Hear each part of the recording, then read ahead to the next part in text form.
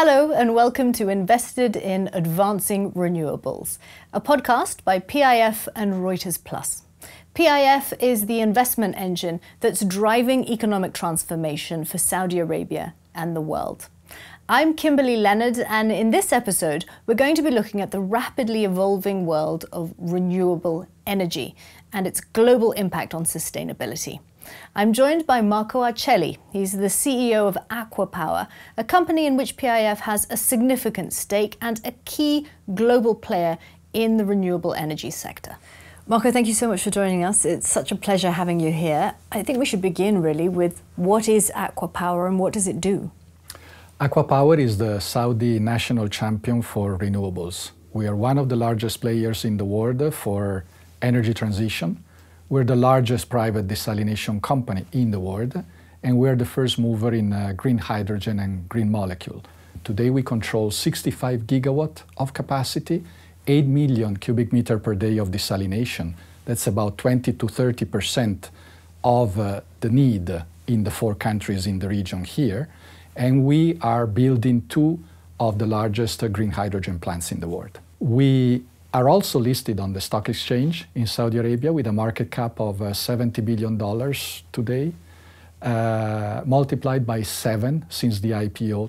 We developed the most competitive solutions, so the lowest cost, sustainable, renewable energy, water desalination. And because of that, we're now called into many other countries to bring our experience and expertise. I always joke that we're turning Saudi Arabia from the largest exporter of oil to the largest exporter of low carbon technology and expertise. Today we operate in 13 countries around the world.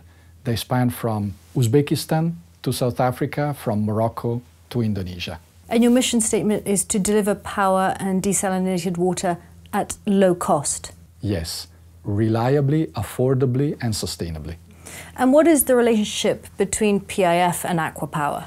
PIF is a significant shareholder of ACWA Power, and we recognize the value of PIF. What I see here is this consistency in approach under the leadership of Vision 2030 and the guidelines of Vision 2030. PIF is a big enabler of that, and we are part of the PIF ecosystem, particularly for the renewables part. Saudi Arabia is committed to net zero by 2060. PIF has pledged to be net zero by 2050 and has pledged to develop 70% of Saudi Arabia's renewable energy target by 2030. That's a 50% renewable mix by 2030. But if you're looking at all of that, how does ACWA Power fit into all of that? ACWA Power is the strategic partner of PIF for delivering this 70% program, 70% of a program that is 20 gigawatt every year. So our stake that we're building is about 14 gigawatt per year. And you're going to be able to do it? Absolutely. So today we already have about 2 gigawatt, or actually more than 2 gigawatt in operation. Remind you that we started these only 4 or 5 years ago. 2 gigawatt is already in operation. 12 gigawatt under construction, and we just signed contracts for 5.5. So in total, we have almost 20 gigawatt already being deployed. Do you think that we could say that the renewable energy sector in Saudi Arabia is being transformed? Absolutely. So I would say the overall energy sector, not just renewables. Mm-hmm. This is going to be done by developing renewables for 50% of the capacity and converting all plants to modern gas-fired combined cycle for the other 50%. You spoke of PIF as an enabler. So could you just explain a bit more how PIF is enabling ACWA Power to invest in projects that are fundamentally shifting the energy mix in Saudi Arabia? It's at multiple levels. So I think that one level is by participating in our board, we get a very powerful brain power supporting us in all the decision, in the strategy, in looking at things and how to do things well. And we are very grateful of the candidates, the members of PIF who sit on our board. The second is really to be in the glue within all the ecosystem so that we can work well together. So of course, there's a supply chain, for instance, and we want to make sure that we have, for such a gigantic program, we have the ability to mobilize everything that we need when we need. Part of the scope of PIF is to attract investors to manufacture here. They just signed agreement recently for batteries, wind turbines, solar panels to manufacture in Saudi Arabia. By the way, that is part of the green shoring program. So these are some of the examples of the value that they bring. And is it going to change the game if you have those elements manufactured here in Saudi Arabia? Certainly, by shrinking the supply chain, the distance, you reduce the risk because you manufacture here. I think it's a great opportunity, by the way, for all the manufacturers who choose to come to Saudi Arabia because, well, first, all the power generation will be green. What we are installing is green, so they can source low cost and low carbon power generation, which then makes their products also very appealing for export, for instance, to Europe, because with the carbon border adjustment mechanism, there will be taxes imposed on importers who don't produce using green electricity, green molecules. The second is, here in Saudi Arabia, the scale of the program. It's probably the largest decarbonization program that is going on in the world today, other than China. China, of course, because of its size, is so big. And the third is that you are along one of the major shipping routes in the world. So you will be able to produce for here and produce for export. One of the things I think that people don't really understand is the breadth of what PIF is doing, the vastness of what it's doing and what it's already achieving. And I think ACWA Power is a real example of that, don't you think? I mean, in your 30 years in the industry, have you seen anything like what's happening here? Nothing comparable, honestly. I read Vision 2030, I fell in love. I said, this is such a wonderful program. And then I came here for a weekend with my wife and we saw everything that is happening. And we said, this is the place to be for the next decade at least, because it's a transformation, economical, cultural, social, with no precedent. In our business, really, to be able to transform and be part of this story is something that has no parallel anywhere else. So I think that what they're doing is they're also stimulating a lot private enterprise in Saudi Arabia, which is one of the goals of Vision 2030. And are you working with any other PIF entities? We're working with Badil, which is the investment company of PIF, who's the partner on our projects. We're working, of course, with the investee companies in the supply chain. We're working with the PIF company, ESC, who is doing green hydrogen. We're working with the regional voluntary market of PIF for carbon credit that they're setting up. So at multiple levels, yes, we are. And ACWA Power, of course, as you were saying, it doesn't just operate in Saudi Arabia, does it? It has dozens of projects in, 13 countries, you said? Yes. So first we expanded by participating in tenders in some of these countries. And then increasingly what we see today is that the government, after seeing the wealth of skills and the results, we achieved the lowest cost of solar PV in the world in Saudi Arabia. We achieved the lowest cost of water desalination in Saudi Arabia. And because we're building the first green hydrogen plant here in Saudi Arabia, by definition is the lowest cost, they're now calling us to say, can you come and help us lead the energy transition in our countries? There's so much talk about ACWA Power in Saudi Arabia and green hydrogen, but what is green hydrogen? Normally, hydrogen today is produced, it's called gray hydrogen, by basically undoing the molecule of methane. Methane is a formula that is carbon and hydrogen. Another way to produce it is through electrolysis. So basically what you do is instead of using the methane, you use water. So the water is hydrogen and oxygen, so you separate it using electricity. The hydrogen you use, the oxygen you can either use or release in the atmosphere. The electricity that we use to produce comes from sun and wind. And so that makes it green. What green hydrogen facilities does ACWA Power have? So we are participating in the Neom Green Hydrogen project as a $8.5 billion investment, which is scheduled to start production around the end of 2026. And then we have a smaller project in Uzbekistan, together with the local fertilizer company and petrochemical company. And the Neom Green Hydrogen project, how does it compare to what's happening elsewhere around the world when it comes to green hydrogen? So I give you these examples. They just launched the largest green hydrogen plant in Norway, around 20 megawatt. They launched the largest in the US, around 20 megawatt. This plant here is around 2,000 megawatt. So it's 100 times the biggest plant that they have launched in other continents. There was recent research that shows it could be exported from Saudi Arabia to Europe, renewable energy. It's almost poetic, isn't it? Yeah. That you have the world's biggest oil exporter now with the potential to be a huge renewable energy exporter to Europe. Yes, that's the power of the vision. So if you think about a country that is endowed with such a wealth of oil, you would say, well, you want to, sell it and continue to produce it as much as you can. Here it came, His Royal Highness, the Crown Prince, with this vision to say we need to start acting well before we run out or the world doesn't need this commodity. And what is the future? The future is renewables. And it's not good not just for the environment, but it's good also for the economy. Because today you can produce electricity from renewable sources in Saudi Arabia below 20 euros per megawatt hour, $20 per megawatt hour. If you consider that the prices in Europe have been as high as 100 recently, or 70 or 100, you can see the advantage that you will have here. The other thing that Saudi Arabia is doing in that field is through a program of the Ministry of Energy, the Oil Sustainability Program. And that is very interesting in saying rather than using the oil to burn it, which is a very, if you want, primitive way to use such a wealth, why don't we use it to make something else that can contribute to the energy transition? For instance, we use membranes that are produced out of plastics, which in turn are made out of oil, to create one of the sustainable and circular solution for wastewater treatment at the Red Sea global venues, on the Red Sea. Yeah.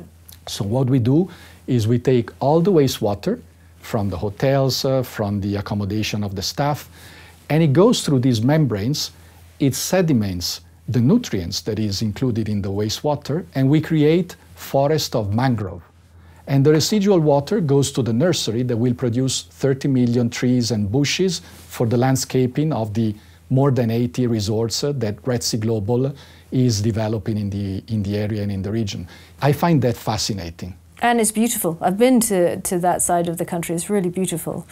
I want to talk more broadly about the clean energy transition. How is ACWA Power contributing to that within Saudi Arabia, but more regionally, globally? I mean, yes. You're not just doing this yes. in Saudi Arabia. This is globally, isn't yes. it? You are having an impact. Yes. And then beyond that, how is PIF having an impact on yes. the clean energy transition?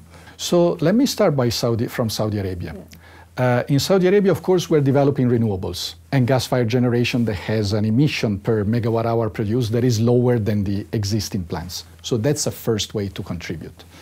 The second is we are replacing all the desalination plants that used oil to produce the electricity, to produce the water, the potable water.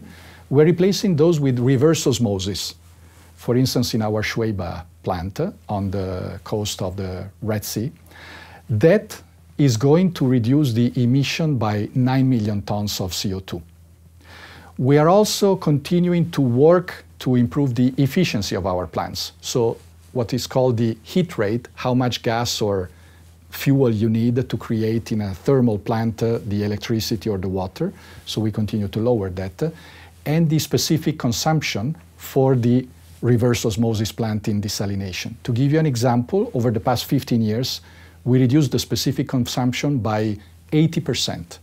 So all this is taking emissions out. Let's talk about water desalination, because you've touched on it, but we haven't really discussed it. What does ACWA Power do differently when it comes to desalination? Ingenuity. So these are all tenders. So you're competing with others. And what we do is we find always way to do the design of the plant better than the others, while maintaining reliability and while maintaining the quality of the water that you need to produce.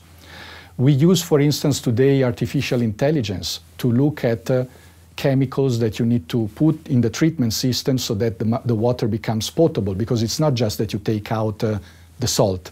You also have to put in certain other ingredients that are in normal potable water so that it's exactly the same quality that you would get from, say, spring water, for instance, or a well. And so basically through this, we minimize the use of electricity and minimize the use of all these additives that we need to combine basically to ensure the quality of the water. So the design, the operation, we have one of the best operating companies in the world. It's called NOMAC, 100% owned by ACWA Power. By the way, also serves third parties now. They come and they say, we see that you're so good, please come and serve also our plants. Well, that was my next question. I mean, can people in the region learn from what Saudi Arabia is doing? Yes, I think that the point is once you build a plant, everybody can copy that. No, there is no patent. Oh. So what we need to do is we need to continue to research and to stay one step ahead of the others. That's why we have increased the investment that we make in research and development. By the way, that's another part of the ecosystem. So we scout the best suppliers and research centers. They can be in Saudi Arabia or outside. If they're outside, we bring them and we select pilots for cooperation with universities like KAUST or KAXT, so that we pilot here with the working conditions that we have here. Is PIF part of that enablement? Because it really is about enabling the private sector, building these ecosystems, and that sounds like the perfect example of what PIF is doing, a living and breathing example. Absolutely. Simply by the number of companies that they own, to be able to access quickly in the ecosystem companies that you can work with, or companies with ideas that you can give to them or take from them, it's certainly something that is fantastic. Going back to Vision 2030, that moment you said when you read it and you thought, this is brilliant, I want to be part of this. Do you think that what we're seeing being created here are blueprints for the future? And that's what this legacy is going to be. And if you think that is the case, how do you feel being part of that legacy? I feel great, honestly. I feel very proud. Marco, I get your excitement and I understand just the vastness of what's being done. My question really is, what challenges need to be overcome? Because there must be some challenges. We get no sleep. And actually that's started as a joke, but it soon became a focus area for the leadership team to say, how can we work at this speed, at this scale, without burning people out? And that's a big focus of the company today. I think it's a big focus around us in Saudi Arabia because of all the project and all the speed and everything. And that's why we put so much effort in developing people, attracting people so that we can expand the base, and then simplifying and streamlining our business model so that we can focus only on what's really important. And we see the attrition level are lower. We see that people feel better. So I think that we are achieving that. But I tell you that the type of people that we attract here are people who are so attracted by the excitement of the speed and the scale that we have. And it really does speak, doesn't it, to the vastness of what PIF is doing across the entire country. But then again, that ripple effect, that it is having a global impact. Yes, absolutely. And in fact, some of the training programs and development we do jointly. So we exchange people, our people go to the PIF program. And now we're starting to invite PIF people to our programs. And I think the other thing is that there's always a reflection on the speed of everything.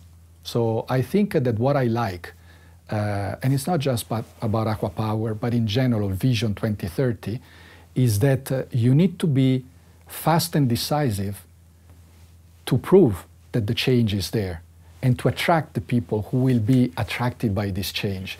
But at the same time, you cannot go too fast because then it becomes something that people will not appreciate. And it's soon, isn't it, the target? 2030 is just down the road. Exactly, but that's, I think, one of the secrets of the recipe, because if you say 2040, 2050, 2060, it's too late, and people cannot project themselves. 2030 is tomorrow, and you see these improvements in all the metrics that were set up year by year. They can be measured, you see the advancement, and then people believe it, get engaged, get excited, and they want to do more. Talking about that excitement, are there any technologies or renewable sources that really excite you at the moment? I know you've spoken a lot about green hydrogen, but you personally, is there anything that excites you? You've been in the industry 30 years now. Yeah.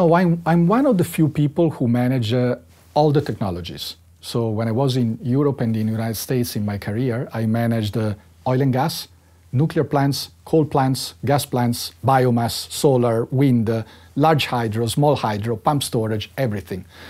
Enough to say that all technologies are needed in a transition, particularly. So you shouldn't hurry to say, I'm going to replace everything with one. First, you're putting all your eggs into one basket, and who knows, maybe there's another technology coming up.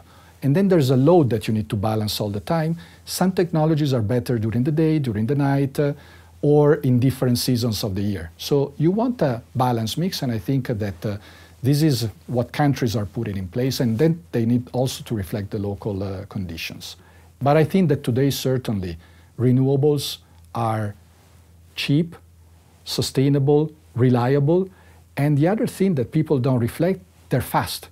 So what I continue to say, it's not an energy trilemma, it's a quadrilemma, because you need to add speed to the change, because otherwise, if we continue to postpone the solution of the problem, then it becomes too late. Renewables today are the fastest energy that you can install, the cheapest, the greenest, and reliable because they're secure, because there's no fuel chain for you. And with battery storage or other type of storage, you can make them available 24 hours a day, like concentrate in solar power and so on. This is in power generation. In desalination, we're testing a new technology, hydraulic injection, that potentially can be the next leapfrog advancement in bringing down the specific consumption, that is basically how much energy you need to spend to desalinate the water. I just want to end with, are you optimistic? Can this happen? Can we hit all the targets? It's happening. So it's not that I'm optimistic, I see it. You know, since I arrived, ACWA Power was about 45 gigawatt of capacity, we're 65. So in 18 months, we added 20 gigawatt. So it is happening. Marco, thank you so much for sitting down with us. It's been an absolute pleasure. And wherever you're listening from, watching from, thank you so much. And we'll see you for the next episode.